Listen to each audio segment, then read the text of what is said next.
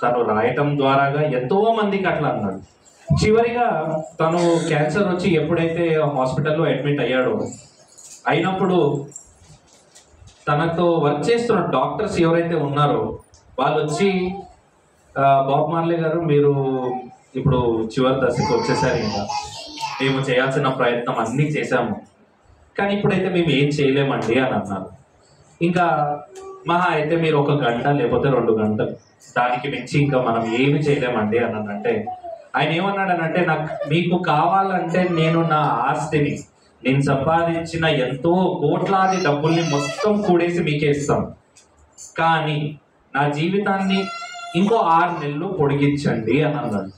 మీకు కావాల్సినంత డబ్బు ఇస్తాను, మీకు కావాల్సిన ప్రతి ఒక్కటి ఇస్తాను, నేను పొద్దుకున్నది అన్నీ మీకే ఇస్తాను, మీకే రాసిస్తాను, నాకు ఒక 6 నెలలు నా జీవితాన్ని పొడిగించండి అని అంటే, అప్పుడు వాళ్ళు చెప్పిన మాట ఏంటనంటే, బాబ్ మార్లే గారు మేమేమన్నా దేవుళ్ళమ్మా, మీ జీవితం మేము పొడిగించాలంటే మేము ఏమన్నా దేవుళ్ళమ్మా కాదు, అది మా చేతిలో కాదు, మేము చేయనోళ్ళం కాదు, కాబట్టి మేమేం చేయలేమని చెప్పేశారు. కరోనా టైం అప్పుడు మనం ఎన్ని చూసామండి, ఎంతమందికి ఎంత డబ్బులు లేవు, ఎంతో పెద్ద మనుషులు ఎన్నెన్నో కోట్లాది ఎంతో కష్టపడి సంపాదించిన డబ్బుల్లో కూడా ఆవిరైపోయాయి, ఏం చేయలేకపోయాం. కానీ ఒక జీవితాన్ని మా కోసం సమర్పించి, మా పాపుల కోసం సమర్పించి రక్షణ మార్గంలో నడిపించిన ఏకైక ప్రాణం ఏదనంటే మన యేసుక్రీస్తు. ఆమేన్. కాబట్టి ఇవాళ యోహాను రాసిన పత్రిక 19వ అధ్యాయం 19 జాన్ 19:30 వచనం, అక్కడ ఇట్స్ ఫినిష్ అనే మాట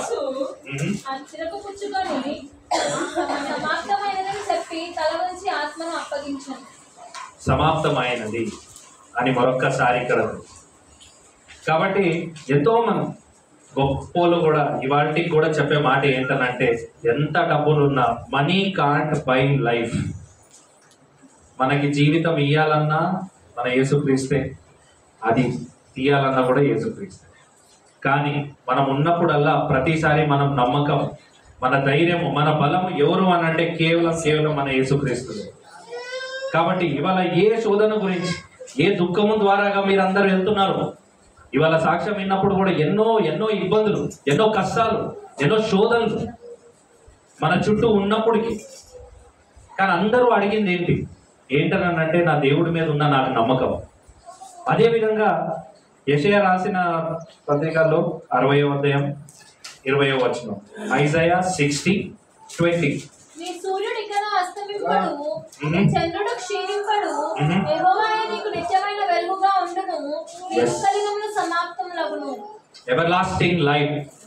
ఏ దుఃఖంతో మీరు బాధపడుతున్నారు, ఏ శోధనతో మీరు ఇబ్బంది పడుతున్నారు, అపవాది పాపంలోకి మీకు తోసివేయాలని ప్రతి క్షణం రెడీగా ఉన్నారు. పాపం ఎప్పుడూ ఎలాగే ఉంటుంది. మొదటిగా చాలా ఆకర్షణగా ఉంటుంది, మొదటిగా కొంచెం అలా చేస్తూ ఒక ఎడిక్షన్ లాగా చేసేస్తుంది. ఏంటనంటే పాపం చేయకుండా మనం ఉండలేము అన్న రీతిలో వెళ్ళిపోతుంది. కానీ మనకున్న ధైర్యము, మన జీవిత గ్రంథం ఏమని రాస్తుంది, ఎవర్ లాస్టింగ్ లైఫ్ని ఇస్తాం. మీరు దేని గురించి అయితే దుఃఖపడుతున్నారో, దేని గురించే కష్టపడుతున్నారో, పాపములో మీరు చిక్కుకుండా మిమ్మల్ని కాపాడేది నేనే. నా దగ్గరికి రండి, నా వద్దకు రండి, మీ ప్రార్థన నాకు సమర్పించండి, మీ దుఃఖం ఏదో నాకు చెప్పండి, నేను మీకు ఇస్తాను అన్న. అలాగే దేవుడు పలికిన మాట ఏమన్నారు, caste out all your burdens on me, come to me and I will give you peace. నా దగ్గరికి రండి, నేను మీకు శాంతిని ఇస్తాను. ఎవరు శాంతిని ఇస్తారు? నా శాంతిని, అంటే దేవుడిది. అంత గొప్ప శాంతి మనకి ఆయన ఇస్తున్నప్పుడు మనకి ఏంటండి, మనకేం తక్కువ, ఏది తక్కువగా. ఇంకో వచనం కూడా చూడండి, అదే సేమ్ యెషయా రాసిన పత్రికలో 40వ అధ్యాయం 2వ వచనం, ఐజయా 42. నా జనులను ఓదార్చుడి, యెరూషలేముతో ప్రేమగా మాట్లాడుడి, ఆమె యుద్ధకాలము సమాప్తమయ్యెను, ఆమె దోషులను తీర్చబడెను, యెహోవా చేతి వలన ఆమె తన సమస్త పాపముల నిమిత్తము రెండింతలు పొందనని సమాచారము ఆమెకు ప్రకటించుడు. ఇది ఆయన ఇచ్చిన మన కాన్ఫిడెన్స్. ఏంటండి, నా కష్టం మీకు ఏమర్థం అవుతుందండి, నా బాధలు మీకు ఏమర్థం అవుతుందండి? అవును, మనుషుల్లాగా మనకు అర్థం కాకపోవచ్చు, కానీ ఎప్పుడైతే మీరు మోకాలు ఉంచి, ఎప్పుడైతే మీ మొరని తండ్రి నీ దగ్గరికే వస్తున్నానయ్యా, నువ్వే నా సహాయం అయ్యా, నువ్వే నా ధైర్యం అయ్యా, నాకున్న ఈ బాధ, ఈ కష్టం తాత్కాలికంగానే ఉంది, కానీ నా నమ్మకం మీరు అని ఎప్పుడైతే మనం మోకాలించి ప్రార్థన చేసి మా మొరని ఆయనకి సమర్పిస్తామో, ఆయన పాదాలకి సమర్పిస్తామో, నూరంతలుగా ఆయన ఫలించేటట్టు ఆయన మనల్ని దీవిస్తాం. Hallelujah. Last but not the least, విలాపు గ్రంథం 4వ అధ్యాయం 22వ వచనం. లెమెంటేషన్స్ చాప్టర్ 4 వర్సెస్ 22. సియోను కుమారి, నీ దోష శిక్ష సమాప్తమాయను, ఇక మీదట ఆయన మరెన్నడూను నేను చెరలోనికి కొనిపోడు. ఏదోము కుమారి, నీ దోషమునకు ఆయన శిక్ష విధించును, నీ పాపములను ఆయన వెల్లడిపరచును. మరొక్కసారి సమాప్తమైంది. ఎంతో ఎంతో కాన్ఫిడెన్స్ ఇచ్చే ఈ మాట. పూర్వకాలంలో ఎప్పుడైనా మనం అప్పు తీసుకున్నప్పుడు ప్రామిసరీ నోట్ అని మనకు ఉంటుంది. ఆ ప్రామిసరీ నోట్ తీసుకున్నప్పుడు మీరు ఎప్పుడైతే మళ్ళీ తీసుకున్న డబ్బు చెల్లించేస్తారో అప్పుడు వాళ్ళు దాని మీద డెట్లెస్ టై అని రాసేవారు. ఆ కాలంలో అంటే ఏంటి, మీ అప్పు మొత్తం తీర్చబడింది, మీరు ఇంకా దీని గురించి కట్టనవసరం లేదు. అదే మాట సిలువులో ఉన్న మన యేసుక్రీస్తు కూడా అదే చివరి మాట అన్నారు, డెట్లెస్ టై. కానీ అది ఏంటండి, అది ఆ అప్పు ఎవరప్పు? మనం చేసింది. కానీ మనం ఆయన తీర్చేది ఎలా తీర్చాడండి? ఏదో ఈఎంఐ లాగా తీర్చాడా? ఓకే, ఈ నెల 20% చేస్తాను, వచ్చే నెల 40% చేస్తాను కాదు. ఆయన ఒకటే మాట అన్నాడు, మొత్తానికే తీర్చేస్తాను అని. హల్లెలూయా. ఒక ప్రాంతంలో అండి ఒక యుద్ధం జరుగుతుంది. ఆ యుద్ధం జరిగినప్పుడు ఒక హస్బెండ్ అండ్ వైఫ్, తను నిండు గర్భిణి. అప్పటికే ఆ యుద్ధంలో ఎంతో ఇబ్బంది నడుస్తూ ఉంది. అప్పుడు తను ఒక ఆర్మీ సోల్జర్, తను వాళ్ళ హస్బెండ్. ఆ దాడులు చూశాక భయం వేసి వచ్చి తన దగ్గరకు వచ్చి తనకేమన్నాడనంటే, యుద్ధం జరుగుతుంది, ఏ క్షణమైనా ఏదైనా కావచ్చు, ఏ బాంబ్ బ్లాస్ట్ అయినా కావచ్చు, లేకపోతే ఏదైనా కావచ్చు, నేనేం చేస్తానంటే కింద భూమి కింద కొంచెం ఒక చిన్న రంధ్రం లాంటిది ఉంది, అక్కడ ఉండండి, నేను ఎప్పుడైతే చెప్తానో అక్కడ నుంచి నడుచుకుంటూ ముందుకు వెళ్ళిపోవాలి అన్నారు. నువ్వు ముందుకెళ్ళు, దేవుడు చిత్తం అయితే నేను కూడా నీతో పాటు వస్తాను, లేదు అని అంటే నువ్వు ముందుకు వెళ్తూనే ఉండు అని అంటే. నిండు గర్భిణి, ఓకే, కొద్దిసేపు అలాగే ఉంది, తర్వాత నడవటం మొదలుపెట్టింది. కొంచెం దూరం వెళ్ళాక ఒక శబ్దం వినిపించింది. ఏంటి అని అంటే, వాళ్ళ ఆయన చనిపోతూ ఏమన్నాడనంటే, దేవుడు మీతో ఉన్నాడు, మీరు ముందుకు వెళ్తూనే ఉండండి, వెనక్కి తిరిగి చూడొద్దు అని. ముందుకు వెళ్తూనే ఉంది, ఇబ్బంది పడుతూనే ఉంది. చీకటి కమ్మించింది, చల్ల గాలేస్తుంది, ఏం చేయాలో అర్థం కాని సిచ్యువేషన్. ఎంతో దూరంకి నడిచిపోయింది, వెనకాలకి తిరిగి చూడట్లేదు, అలా అని ముందుకు ఎక్కడికి వెళ్తుందో కూడా తనకు తెలియదు, ఏం చేయాలో తెలియని సిచ్యువేషన్. కొద్దిగా దూరం ఒక చీకటి రాత్రి అయిపోయింది. దూరం వెళ్ళినాక ఆ చల్లగాల్లో ఏం చేయాలో తెలియదు. అప్పుడు పొరుడు నొప్పులు, ఏం చేయాలో తెలియదు, ఎవరిని అడగాలో తెలియదు, చుట్టూ సైలెన్స్, ఏం లేదు. దూరం దాకా కూడా మనుషులు కనపడట్లేదు. ఇంకేం చేయకుండా అలా పొరుడు నొప్పులతోనే మోకాల మీద ఉండి తన బిడ్డని డెలివరీ చేసింది. ఆ బిడ్డ డెలివరీ అయిపోయినాక ఏం చేయాలో తనకు తెలియదు, ఎవ్వరూ లేరు, చుట్టూ ఏ లేదు, చల్ల గాలి. ఏం చేయాలో తెలియకుండా తన వస్త్రాన్ని తీసి ఆ బిడ్డకి కప్పేసి తనని అక్కడ పక్కన పెట్టి ఒకటే మాట, దేవా ఇది నువ్వు ఇచ్చిన బహుమానం, నాకు ఈ బిడ్డని నీకు సమర్పిస్తున్నానని చెప్పి తను ప్రాణాన్ని వదిలేసింది. ఇప్పుడు ఆ బిడ్డ అలాగే ఉన్నాడు, చలి, ఏం చేయాలో తెలియని పరిస్థితి. ఆ సమయంలో మీలాంటి మనుషులు ఎవరో అక్కడ నుంచి వెళ్తున్నప్పుడు ఆ బిడ్డని చూసి, అరే ఏమైంది, ఎలా ఏంటని వచ్చి చూస్తే ఆమెమో ప్రాణం పోయింది, కానీ అల్లాడిపోతున్నాడు ఆ వస్త్రంలో చుట్టిన పిల్లవాడు.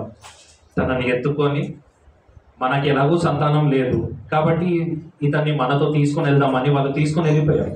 కానీ తీసుకొని వెళ్ళే ముందు వాళ్ళు ఏం చేశారంటే, ఆమె చనిపోయిన ఆమెకి ఒక సమాధి కట్టి, ఆ సమాధికి ఎప్పుడూ ఒక గుర్తింపు ఉండాలని ఒక గుర్తింపు లాగా దానికి పెట్టి ఆ పిల్లవాడిని తీసుకొని ముందుకు వెళ్ళిపోయారు.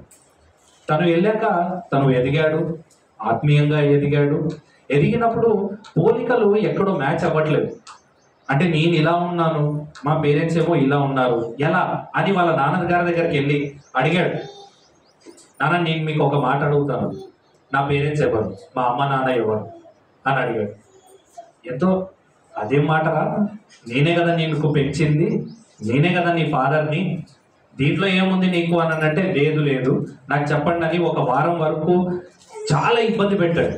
ఇంకా ఏంటనంటే వాళ్ళ నాన్నగారికి తప్పలేదు, చెప్పాల్సే వచ్చింది. కాబట్టి ఏమన్నాడనంటే, బిడ్డ ఇదిగో ఇది జరిగింది, మీ అమ్మ అట్లా నిన్ను ఆ వస్త్రంలో చుట్టేసి అక్కడ తన ప్రాణాన్ని వదిలేసింది అని అంటే ఏడ్చాడు, గట్టిగా ఏడ్చాడు, బిగ్గరగా ఏడ్చాడు. తర్వాత ఒకటే కోరుకున్నాడు, ఒక రిక్వెస్ట్ ఏం అడిగాడంటే వాళ్ళ నాన్నని, నాన్న నువ్వు ఏమనుకోకపోతే నేను ఒక్కసారి మా అమ్మ దగ్గరికి వెళ్ళాలనుకున్నాను అని.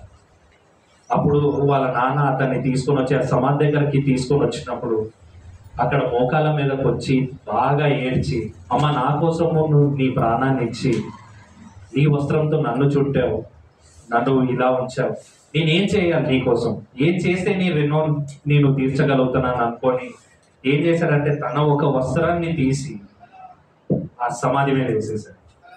ఆ సమాధి మీద వేసి ఏడ్చి, నువ్వు చేసిన దానికి నేను ఏమి ఇవ్వగలుగుతాను, ఏం చేయగలుగుతాను అనేసి అక్కడ ఏడ్చి ఆ వస్త్రాన్ని అక్కడ సమాధి మీద వేసి వెళ్ళిపోయాడు.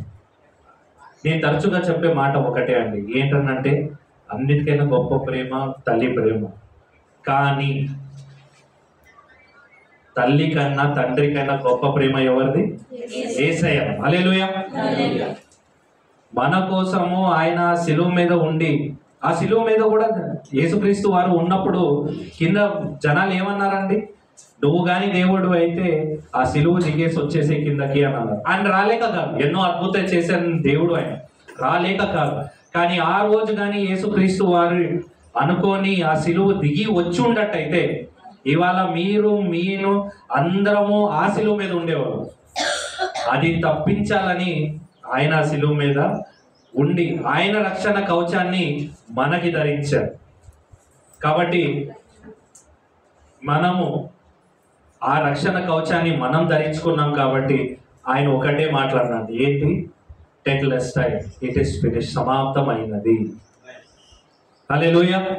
కాబట్టి మనము కూడా దేవుడి కోసం ఇంత గొప్ప కార్యం ఎవ్వరూ చేయలేరండి, ఎవ్వరూ చేయలేరు మన కోసం, కానీ ఆయన చేశారు. కాబట్టి అది మనం మైండ్లో పెట్టుకొని మనం ఆయనకి స్తుతించి ఆరాధించి ఇంకా బలమైన ప్రార్థన మనం చేసి, ఎక్కడ కూడా ఏ దుష్ట శోధనలైనా కావచ్చు, ఏ కష్టమైనా కావచ్చు, ఆయనకి మనకి దూరం ఎవ్వరూ చేయలేరు. మనకి ఆయనకి మధ్యలో ఉన్న బంధం మన ప్రార్థన, మన ప్రేమ, దీన్ని ముందుకు నడిపిస్తూ ఇంకా ఆయనలో ఎదుగుతూ ముందుకు నడుస్తూ ఉందాం. దేవుడి వాక్యాన్ని దీవించును గాక. బ్రదర్ గారు, థ్యాంక్ యూ వెరీ మచ్.